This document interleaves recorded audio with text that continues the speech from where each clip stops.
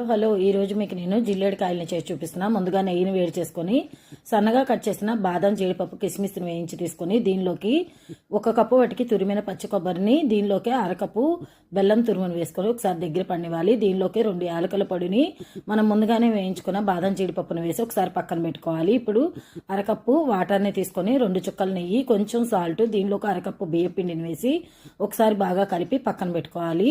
ఇవన్నీ కొంచెం చల్లారాక స్టఫింగ్ని ఇలా చిన్న చిన్న ముద్దల్లా చేసి పక్కన పెట్టుకొని మనం ఉడికించుకున్న బియ్య పిండిని ఇలా తీసుకొని ఒత్తుకొని దీనిలోకి స్టఫింగ్ పెట్టుకొని మొత్తం క్లోజ్ చేసుకోవాలి. ఎక్కడ పగుళ్ళు అనేవి లేకుండా పూర్తిగా క్లోజ్ చేసుకొని అరగంట ముందే కడిగి నానబెట్టుకున్న బియ్యంలోకి ఇలాగా ఒత్తుకొని పక్కన పెట్టుకోవాలి. అన్నిటినీ ఇలాగే ప్రిపేర్ చేసుకొని ఇలాగా ఇడ్లీ పాత్ర ప్లేట్ని తీసుకొని దీనికి ఆయిల్ అప్లై చేసుకొని ప్లేట్లలోకి పెట్టుకొని ఇలా ఇడ్లీ పాత్రలో పెట్టి 10 నుంచి 15 నిమిషాలు ఉడికించి తీసుకోవాలి. అంతేనండి, ఎంతో టేస్టీగా ఉండే జిల్లేడికాయలు ready. Thank you for watching.